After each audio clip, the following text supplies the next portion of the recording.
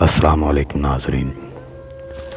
روایات میں آتا ہے کہ انسان کو زمین پر اتارنے سے قبل اللہ تعالیٰ نے فرشتوں کے سردار ابلیس کو بارگاہ میں طلب فرمایا۔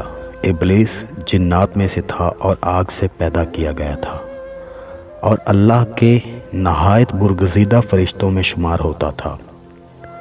اس کو رب تعالیٰ نے اس قدر علم عطا کر رکھا تھا کہ وہ اس علم کی بنیاد پر فرشتوں کا سردار بنا۔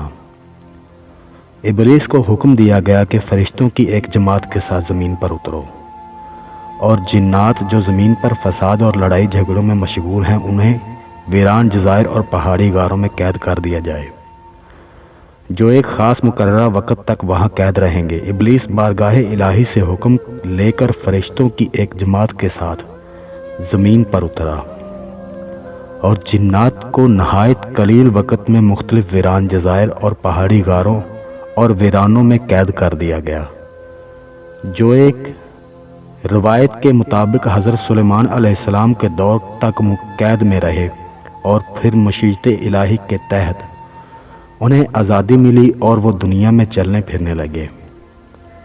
جنات کو قید کرنے کے بعد عرش الہی تک ابلیس کا فرشتوں کی جماعت کے ساتھ سفر شروع ہوا۔ دوران سفر ابلیس کے دل میں غرور اور تکبر نے سر اٹھایا اور اس نے نہایت قلیل وقت میں نہایت طاقتور جنات کو قید کرنے سے متعلق غرور کیا۔ اس کی خبر رب تعالیٰ کو تو ہو گئی مگر دیگر فرشتے اس سے بے خبر رہے۔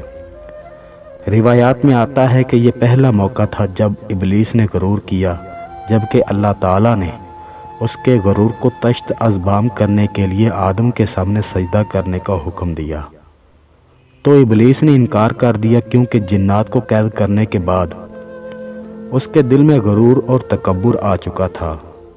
میں آگ سے بنا ہوں، یہ مٹی کی پیداوار ہے، میرا اور اس کا کیا جوڑ کہ میں اس مٹی کے پتلے کو سجدہ کروں۔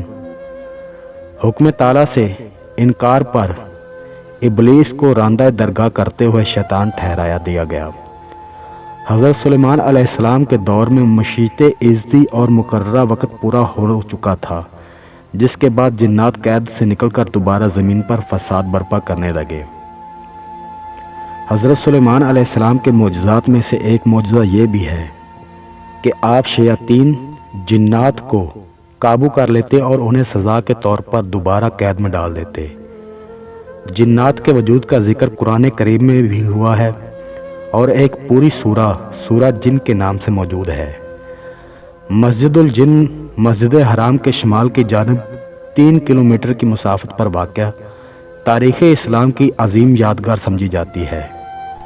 کتب تاریخ میں اس کی شہرت کے اور بھی کئی واقعات ملتے ہیں، تاہم اس کی سب سے بڑی وجہ شہرت یہاں پر نبی اکرم صلی اللہ علیہ وسلم کے ہاتھ پر جنات کی ایک جماعت کا قبول اسلام کا واقعہ ہے۔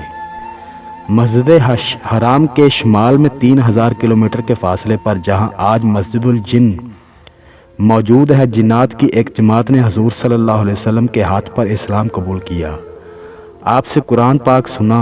اس موقع پر آپ صلی اللہ علیہ وسلم نے جنات کے سوالوں کے جواب دیے۔ مستند تاریخی مصادر اور کتب سیر سے معلوم ہوتا ہے کہ ایک بار آپ جلیل القدر صحابی عبداللہ بن مسعود رضی اللہ تعالی عنہ کو ہمراہ لیے رات کے وقت اس جگہ پہنچے۔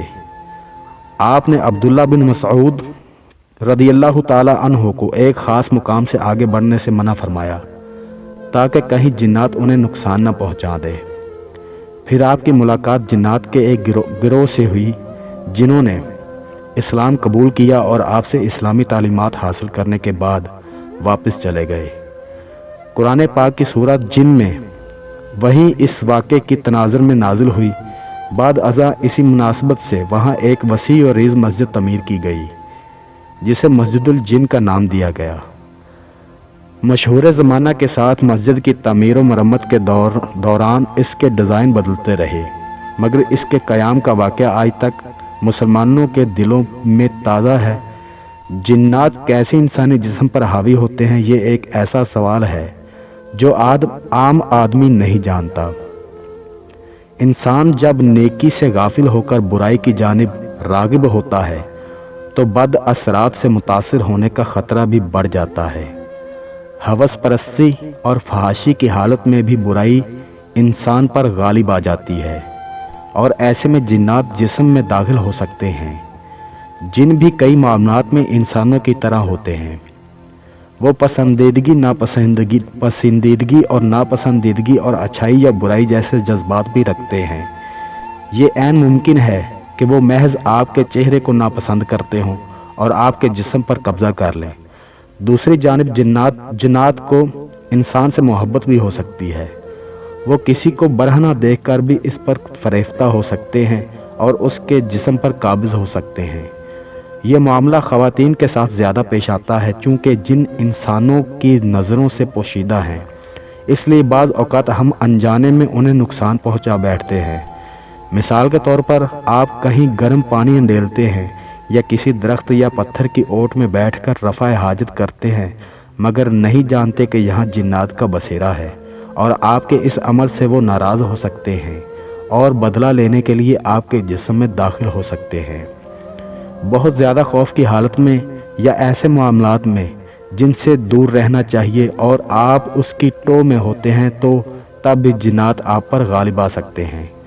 जिन्नात जिस्म के किस हिस्से से दाखिल होकर इंसान पर कब्जा जमाते हैं, इसके हवाले से मुख्तलिफ आरा पाई जाती हैं। तहम करीने का अज़ ये है कि इंसान की मौत के वक़्त रूह इंसानी नाखनों, नाक, आँख और मुंह से निकलती है और यही जगह ऐसी होती है जहाँ से जिन्नात इंसानी जिस्म में दाखिल होकर कब्जा जमाते हैं। अल्लाह ताला ने इंसान को शर से बचने के लिए कई तरीके बताए हैं, जिनमें हजूर अकरम सल्लल्लाहु अलैहि वसल्लम के ज़रिए तालीम भी दी गई और कई ऐसी मसनून दुआएं और वज़ाइफ मौजूद हैं जिनके ज़रिए जिन्नात का तोड़ किया जा सकता है। अल्लाह ताला हमें इनके और शयातीन के शर से बचने की तौफीक अता फरमाए। अल्लाहुम्मा आमीन।